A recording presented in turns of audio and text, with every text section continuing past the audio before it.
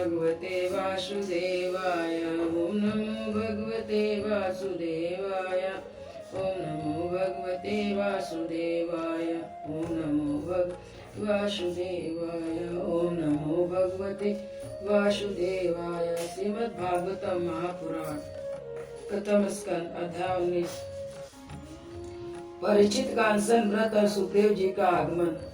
सूत जी कहते हैं, राजधानी में पहुंचने पर राजा परीक्षित को अपने उस निंदनीय कार्य के लिए बड़ा पश्चाताप हुआ। वे अत्यंत उदास होकर सोचने लगे, मैंने निरापराध एवं अपना तेज छिपाए हुए ब्राह्मण के साथ अनार पुरुषों के समान बड़ा नीच व्यवहार किया है। यह बड़ी खेद की बात है। अवश्य उन महात्मा के अपमान के फलस्वरूप शीघ्र ही शीघ्र मुझ पर कोई घोर विपत्ति आवेगी। मैं भी ऐसा ही चाहता हूँ, क्योंकि उससे मेरे पाप का प्रायश्चित हो जाएगा। फिर कभी भी मैं ऐसा काम करने का दुस्साहस नहीं करूँगा। ब्राह्मणों की क्रोधाग्नि आज ही मेरे राज सेना और भरे पूरे खजाने को जलाकर खाक कर दे, जिससे फिर कभी मुझे दुष्ट की ब्राह्मण देवता और गौओं के प्रति ऐसी पापबुद्धि ना हो। वे इस प्रकार चिंता कर ही रहे थे कि उन्हें मालूम हुआ कि सिंगिर ऋषि कुमार के साप से तक्षक मुझे डसेगा। उन्हें वह धधकती हुई आग के समान तक्षक का डसना बहुत भला मालूम हुआ। उसने सोचा कि बहुत दिनों से मैं संसार से आसक्त रहा, अब मुझे शीघ्र वैराग होने का कारण प्राप्त हो गया है। वे इस लोक और परलोक के भोगों को तो पहले से तुच्छ त्याज्य समझते थे। अब उनका स्वरूप त्याग करके भगवान श्री कृष्ण के चरण कमलों की सेवा में ही सर्वोपरि मानकर आमरण अनशन पर व्रत लेकर वे गंगा तट पर बैठ गए। गंगा जी का जल भगवान श्री कृष्ण के चरण कमलों का पराग लेकर प्रभावित होता है, जो श्रीमती तुलसी की गंध से मिश्रित है। यही कारण है कि लोकपालों के सहित ऊपर नीचों के समस्त लोगों को पवित्र करती है। ऐसा कौन सा मरणसन पुरुष होगा जो उनका सेवन ना करेगा। इस प्रकार गंगा जी के तट पर आमरण अनशन का निश्चय करके उन्होंने समस्त आसक्तियों का परित्याग कर दिया और वे मुनियों का व्रत स्वीकार करके अन्य भाव से श्री कृष्ण के चरण कमलों का ध्यान करने लगे।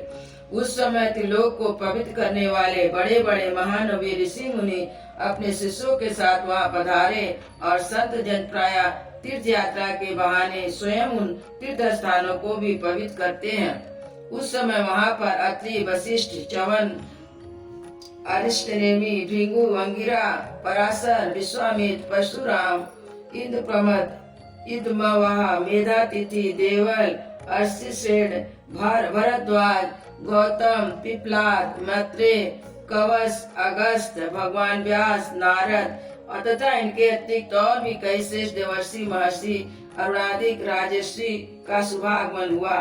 इस प्रकार भिन्न भिन्न गोत्रों के मुख्य ऋषियों को एकत्र देखकर राजा ने सबका यथोयोग सत्कार किया और उनके चरणों पर सिर रखकर वंदना की। जब सब लोग आराम से अपने अपने आसन पर बैठ गए, तब महाराज परीक्षित ने उन्हें फिर से प्रणाम किया और उनके सामने खड़े होकर शुद्ध हृदय से अंजलि बात कर जो कुछ करना चाहते थे उसे सुनाने लगे।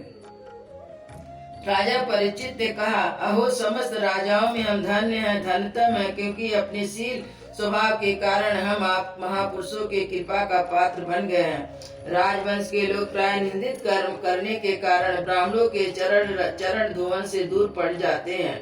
यह कितने खेद की बात है। मैं ही राजा हूँ, निरंतर देह गेह में आसक्त रहने के कारण मैं भी पाप रूपी हो गया हूँ। इसी से स्वयं भगवान ही ब्राह्मण के शाप के रूप में मुझ पर कृपा करने के लिए पधारे हैं। यह शाप वैराग उत्पन्न करने वाला है, क्योंकि इस प्रकार के शाप से संसार असक्त पुरुष भयभीत होकर विरक्त हो जाया करते हैं। ब्राह्मणों को अब मैंने अपने चित्त को भगवान के चरणों में समर्पित कर दिया है। आप लोग और माँ गंगा जी शरणागत जानकर मुझ पर अनुग्रह करें। ब्राह्मण कुमार के साथ से प्रेरित कोई दूसरा कपट से तक्षक का रूप धारण करके मुझे डस ले अथवा स्वयं तक्षक आकर मुझे डस ले, इसकी मुझे तनिक भी परवाह नहीं है। आप लोग कृपा करके भगवान की रसमयी लीलाओं का गान करें और मैं आप ब्राह्मण के चरणों में प्रणाम करके पुनः यही प्रार्थना करता हूँ कि मुझे कर्मवश चाहे जिस योनि में जन्म लेना पड़े, भगवान श्री कृष्ण के चरणों में मेरा अनुराग हो, उनके चरणार्चित महात्माओं से विशेष प्रीति हो और जगत के समस्त प्राणियों के प्रति मेरी एक सी मैत्री हो। ऐसा आप मुझे आशीर्वाद दीजिए। महाराज परीक्षित परम धीर थे।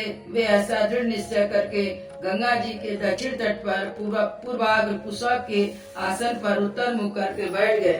राजकाज का भार तो उन्होंने पहले अपने पुत्र जन्मेजय को सौंप दिया था। पृथ्वी के एक छत्र सम्राट परीक्षित जब इस प्रकार आमरण अनशन का निश्चय करके बैठ गए, तब आकाश में स्थित देवता लोग बड़े आनंद से उनकी प्रशंसा करते हुए वहां पृथ्वी पर पुष्पों की वर्षा करने लगी तथा उनके नगारे बार बार बजने लगे। सभी उपस्थित महर्षियों ने परीक्षित के निश्चय की प्रशंसा की और साधु साधु कहकर उनका अनुमोदन किया। ऋषि लोग तो स्वभाव से ही लोगों पर अनुग्रह की वर्षा करते रहते हैं। यही नहीं, उनकी सारी शक्ति लोग पर कृपा करने के लिए ही होती है। उन लोगों ने भगवान श्री कृष्ण के गुणों से प्रभावित परीक्षित के प्रति उनके अनुरूप वचन कहे। राजर्षि शिरोमणि भगवान श्री कृष्ण के सेवक अनुयायी हम आप पांडु वंशियों के लिए यह कोई आश्चर्य की बात नहीं है, क्योंकि आप लोगों ने भगवान की सन्निधि प्राप्त करने की आकांक्षा से उस राज सिंहासन का एक क्षण ही परित्याग कर दिया, जिसकी सेवा बड़े बड़े राजा अपने मुकुटों से करते थे। हम सब तब तक यहीं रहेंगे जब तक ये भगवान के परम भक्त परीक्षित अपने नश्वर शरीर को छोड़कर माया दोष से शोक से रहित भगवत धाम में नहीं चले जाते। ऋषियों के वचन बड़े ही मधुर, गंभीर, सत्य और समता से युक्त थे। उन्हें सुनकर राजा परीक्षित ने उन योगी मुनियों का अभिनंदन किया और भगवान के मनोहर चरित्र सुनने की इच्छा से ऋषियों से प्रार्थना की। महात्मा, आप सभी सब ओर से यहाँ पधारे हैं। आप सतलोक में रहने वाले मूर्तिमान वेदों के समान हैं। आप लोगों का दूसरे पर अनुग्रह करने के अतिरिक्त जो आपका सहज स्वभाव ही है, इस लोक और परलोक में और कोई स्वार्थ नहीं है। विप्रवरों, आप लोग पर पूर्ण विश्वास करके मैं अपने कर्तव्य के संबंध में यह पूछने योग्य प्रश्न करता हूँ। आप सभी विद्वान परस्पर विचार करके बतलाइए कि सबके लिए सब अवस्थाओं में और विशेष करके थोड़े से समय में मरने वाले पुरुषों के अंतकरण और शरीर से करने वाले विशुद्ध कौन सा कर्म है।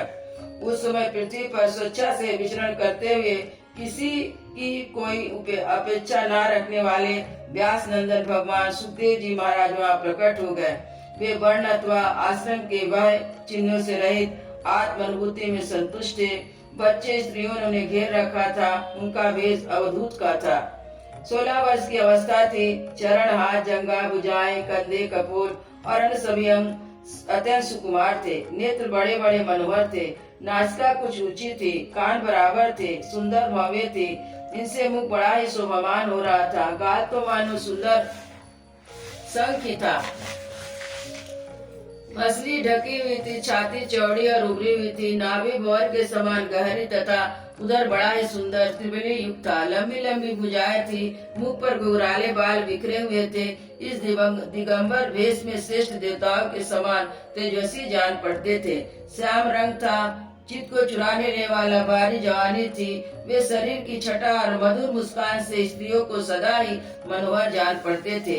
यद्यपि उन्होंने अपने तेज को छिपा रखा था, फिर भी उनके लक्षण जानने वाले मुनि उन्हें पहचान लिया। वे सब के सब अपने अपने स्थान छोड़कर उनके सम्मान के लिए उठ खड़े हुए। राजा परीक्षित ने अति रूप से पधारे हुए श्री सुखदेव जी को सिर झुकाकर प्रणाम किया और उनकी पूजा की। उनके स्वरूप को न जानने वाले बच्चे स्त्रियां उनकी यह महिमा देखकर वहां से लौट गए। सबके द्वारा सम्मानित होकर श्री सुखदेव जी श्रेष्ठ आसन पर विराजमान हुए। ग्रह, नक्षत्र और तारों से घिरे हुए चंद्रमा के समान ब्रह्म ऋषि, देव ऋषि, राज ऋषियों के समूह में आवृत श्री सुखदेव जी के अत्यंत शोभायमान हुए। वास्तव में महात्माओं के भी आदरणीय थे। जब प्रखर बुद्धि श्री सुखदेव जी शांत भाव से बैठ गए, तब भगवान के परम भक्त परीक्षित ने उनके समीप आकर चरणों पर सिर रखकर प्रणाम किया, फिर खड़े होकर हाथ जोड़कर नमस्कार किया। इसके पश्चात बड़ी मधुर वाणी से उनसे यह पूछा। परीक्षित ने कहा, ब्रह्म स्वरूप भगवान, आज हम बड़भागी हुए, क्योंकि अपराधी क्षत्रिय होने पर भी हमें संत समागम का अधिकारी समझा गया। आज कृपा पूर्वक अतिथि रूप से पधार कर आपने हमें तीर्थ के तुल्य पवित्र बना दिया। आप जैसे महात्माओं के स्मरण मात्र से गृहस्थ के घर तत्काल पवित्र हो जाते हैं। फिर दर्शन, स्पर्श, पाद प्रक्षालन, आसन, दान आदि का सुअवसर मिलने पर तो कहना ही क्या है। महान योगी जैसे भगवान विष्णु के सामने दैत्य लोग नहीं ठहरते, वैसे ही आपकी सन्निधि से बड़े बड़े पाप तुरंत नष्ट हो जाते हैं। अवश्य पांडव के सुहृद भगवान श्री कृष्ण मुझ पर अत्यंत प्रसन्न है। उन्होंने अपने फुफेरे भाइयों की प्रसन्नता के लिए उन्हीं के कुल में उत्पन्न मेरे साथ भी अपनेपन का व्यवहार किया है। भगवान श्री कृष्ण की कृपा न होती तो आप शरीर के एकांत वनवासी अव्यक्तिगत परम सिद्ध पुरुष स्वयं पधार कर इस मृत्यु के समय हम जैसे प्राकृत मनुष्य को क्यों दर्शन देते। आप योगियों के परम गुरु हैं, इसलिए मैं आपसे परम सिद्धि के स्वरूप और साधन के संबंध में प्रश्न करता हूँ। जो पुरुष सर्वदा मरण सन्न है, उसको क्या करना चाहिए? भगवान साथ ही यह भी बतलाइए, मनुष्य मात्र को क्या करना चाहिए?